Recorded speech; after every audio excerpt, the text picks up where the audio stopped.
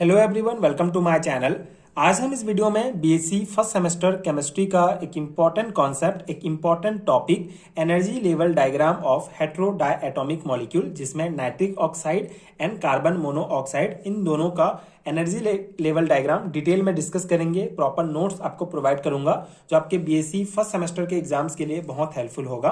सो अगर आपको BSc first semester exams के लिए केमिस्ट्री के न्यू सिलेबस के अकॉर्डिंग हैंडरिटन नोट्स चाहिए तो नीचे डिस्क्रिप्शन बॉक्स में आपको पीडीएफ स्टोर का लिंक मिलेगा, वहां से आप चेक कर सकते हैं एंड हैंडरिटन नोट्स डाउनलोड कर सकते हैं, जो डेफिनेटली आपके एग्जाम प्रिपरेशंस के लिए बहुत हेल्पफुल होगा।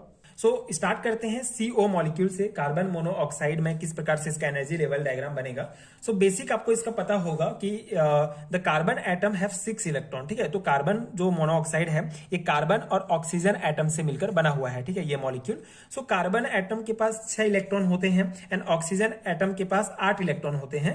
इसी कारण जो है टोटल 14 इलेक्ट्रॉन जो होंगे CO मॉलिक्यूल में। ठीक है, तो टोटल जो है 14 इलेक्ट्रॉन होंगे कार्बन मोनोऑक्साइड मॉलिक्यूल में, क्योंकि कार्बन के पास 6 और ऑक्सीजन के पास 8 है। अब इसका एनर्जी लेवल डायग्राम कैसे बनाएंगे, देखिए बहुत सिंपल सा है। पहले जो है यहाँ पे इतना तो आपको बेसिक हमने पिछली वीडियो में डिस्कस किया है कि इस साइड जो होते हैं ये जो है एटॉमिक ऑर्बिटल होते हैं, और जितने एटॉमिक ऑर्बिटल पार्टिसिपेट करते हैं उतना मॉलिक्यूलर ऑर्बिटल बनता है। ठीक है, तो ये जो है एटॉमिक कार्बन का जो है एटॉमिक ऑर्बिटल है ये वाला line 1s2 and 2s2 and ये 2p। ठीक है, 2p2 होगा यहाँ पे। ठीक है, 2p2 ये जो है एटॉमिक ऑर्बिटल है कार्बन का, और ये एटॉमिक ऑर्बिटल है ऑक्सीजन का 1s2 2s2 और 2p4। ठीक है, इस प्रकार से मतलब कि ये जो है जनरल इलेक्ट्रॉनिक कन्फिगरेशन है 1s2 2s2 2p2 होगा कार्बन का। ठीक है, एंड इसका जो है 1s2 2s2 और 2p4 होगा ऑक्सीजन का। तो ये एटॉमिक ऑर्बिटल में इलेक्ट्रॉन को इस प्रकार से फिल कर लिया जाता है।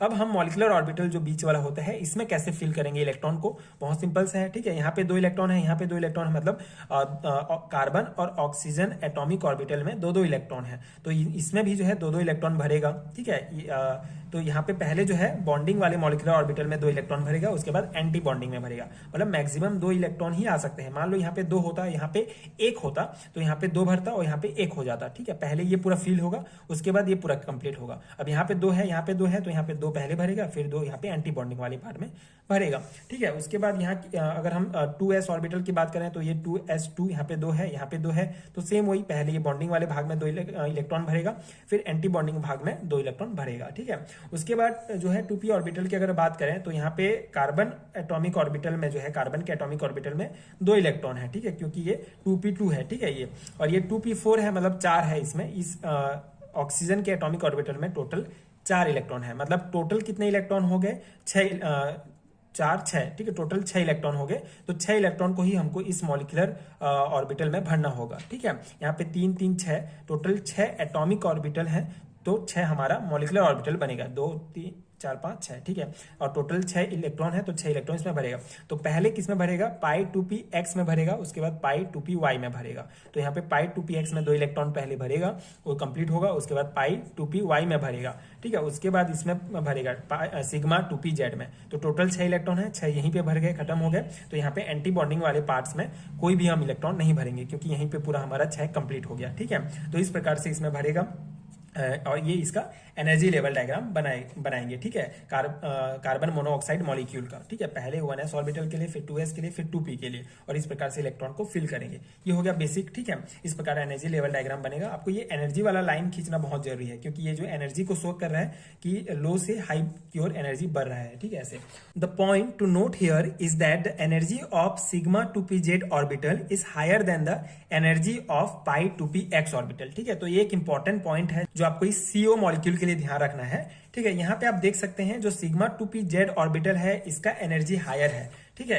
ये सिग्मा 2pz का एनर्जी हायर है किसकी तुलना में, पाई 2px की तुलना में। ठीक है, तो यहाँ पे पाई 2px में पहले भरेगा, उसके बाद पाई 2py में भरेगा, फिर सिग्मा 2pz में भरेगा, क्योंकि अगर इसको हम ये एनर्जी को शो कर रहा है तो एनर्जी जो है इसका ज्यादा है। तो ये एक पॉइंट आपको ध्यान रखना है। तो इसीलिए इसका इलेक्ट्रॉनिक कन्फिगरेशन CO मॉलिक्यूल का कैसे होगा, सिग्मा 1s2 में पहले भरेगा, फिर एंटी बॉन्डिंग वाले पार्ट में, फिर यहाँ पे सिग्मा 2s में भरेगा, फिर सिग्मा स्टार 2s में 2 इलेक्ट्रॉन भरेगा, फिर यहाँ पे पाई 2px में जो है 2 इलेक्ट्रॉन भरेगा। ठीक है, पाई टू पी एक्स में भरेगा, फिर पाई टू पी वाई में भरेगा, फिर पाई टू पी जेड में भरेगा। ठीक है, तो ये आपको ध्यान रखना है। मतलब पिछला जो हमने ऑक्सीजन एंड नाइट्रोजन का देखा था उसमें पहले सिग्मा टू पी जेड में भरता था, लेकिन इसमें जो है कार्बन मोनोऑक्साइड वाले मॉलिक्यूल में इसका एनर्जी ज्यादा है, इसलिए जो है ये बाद में भरेगा इसमें। ठीक है, तो ये आपको ध्यान रखना है। अब बॉन्ड ऑर्डर कैसे निकालेंगे, सिंपल सा है जो फॉर्मूला। ठीक है, जो बॉन्डिंग वाले पार्ट है मॉलिक्यूलर ऑर्बिटल उसमें पहले भरेगा, फिर एंटी बॉन्डिंग वाले पार्ट में भरेगा, 2 से भाग देंगे। तो यहाँ पे हम काउंट कर लेते हैं बॉन्डिंग वाले में कितना होगा। बॉन्डिंग वाले में 2 4 5 6 7 8 9 10। ठीक है, टोटल 10 हो जाएगा। ठीक है, तो टोटल 10 हो गया बॉन्डिंग वाले पार्ट में। एंटी बॉन्डिंग में कितने इलेक्ट्रॉन है, 2 4। ठीक है, इस प्रकार से 4। तो हमारा बॉन्ड ऑर्डर कैसे निकलेगा, यहाँ पे जो है नए से हम लिख देते हैं। ठीक है, NB माइनस NA। ठीक है, बॉन्डिंग वाले पार्ट और एंटी बॉन्डिंग। तो बॉन्डिंग में हमारा टोटल जो है 10 इलेक्ट्रॉन है, एंटी बॉन्डिंग में जो है टोटल हमारा 4 इलेक्ट्रॉन है। ठीक है, 2 से भाग देंगे मतलब 6/2 हो जाएगा, मतलब 3 यहाँ पे हमारा बॉन्ड ऑर्डर निकल जाएगा। ठीक है, 3 बॉन्ड ऑर्डर मतलब कि कार्बन और ऑक्सीजन के बीच जो है टोटल 3 बॉन्ड है, जिसमें जो है 1 सिग्मा बॉन्ड होता है और 2 पाई बॉन्ड होता है।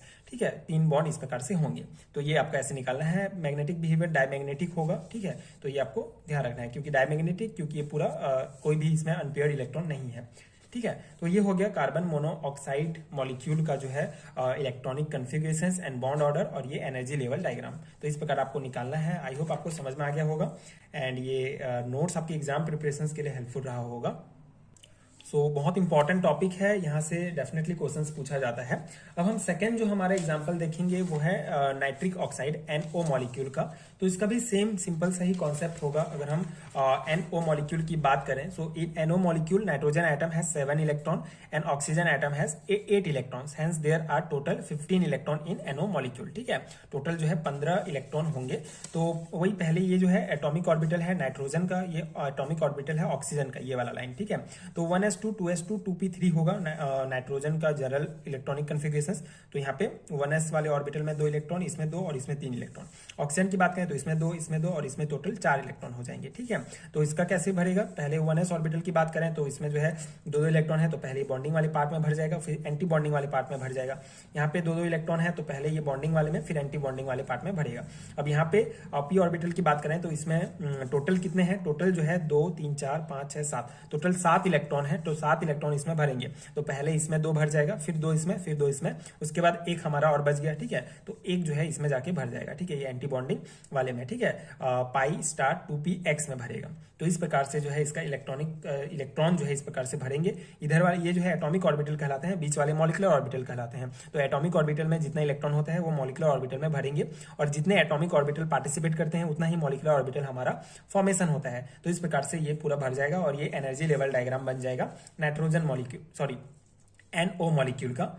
ये एनर्जी लेवल डायग्राम बन जाएगा NO मॉलिक्यूल का। ये एनर्जी वाला लाइन आप देख सकते हैं, ये जो है लो से हाई की ओर एनर्जी बढ़ रहा है। ठीक है, तो इस प्रकार से ये पूरा बन जाएगा एनर्जी लेवल डायग्राम। और इसमें कुछ इसका इलेक्ट्रॉनिक कॉन्फ़िगरेशंस अगर हम देखें तो सिंपल सा है। 1s2 में 2 इलेक्ट्रॉन भरेगा 1s में। ठीक है, सिग्मा 1s में बॉन्डिंग वाले में, फिर एंटी बॉन्डिंग वाले पार्ट सिग्मा स्टार में 1s2 भरेगा, 2 इलेक्ट्रॉन भरेगा, फिर सिग्मा 2s में 2 इलेक्ट्रॉन, सिग्मा स्टार 2s में 2 इलेक्ट्रॉन, सिग्मा 2pz में 2 इलेक्ट्रॉन, पाई 2px में 2, फिर 2py में 2, फिर स्टार में 1 भरेगा, और इसमें 0 रहेगा। ठीक है, तो इस प्रकार से ये हमारा जो है निकल जाएगा इलेक्ट्रॉनिक कॉन्फ़िगरेशंस। अब इसका हम बॉन्ड ऑर्डर कैसे निकालेंगे, सिंपल सा फॉर्मूला NB माइनस NA/2। तो बॉन्डिंग वाले पार्ट्स में कितने इलेक्ट्रॉन है हम काउंट कर लेते हैं, 2 4 5 6 7 8 9 10। ठीक है, टोटल 10 हो जाएंगे। और यहाँ पे एंटी बॉन्डिंग वाले पार्ट्स में हो जाएगा 2 4 5। ठीक है, टोटल 5 हो जाएगा। तो 10 जो है हमारे बॉन्डिंग वाले पार्ट में है, टोटल 5 जो है हमारे एंटी बॉन्डिंग पार्ट में है। इसको भाग देंगे तो वही आ जाएगा 5/2, मतलब यहाँ पे टोटल जो है 2.5 इसका बॉन्ड ऑर्डर निकल जाएगा। ठीक है, मतलब और इसका जो मैग्नेटिक बिहेवियर है ये पैरामैग्नेटिक होगा, क्योंकि इसमें जो है एक क्या है अनपेयर्ड इलेक्ट्रॉन है, यहाँ पे आप देख सकते हैं। ठीक है, ये वाला है। तो इस प्रकार से इसका जो है आपको बॉन्ड ऑर्डर निकालना है। ये हो गया बेसिक जो है NO मॉलिक्यूल का एनर्जी लेवल डायग्राम। तो आई होप ये समझ में आ गया होगा एंड आपकी एग्जाम प्रिपरेशन के लिए हेल्पफुल रहा होगा।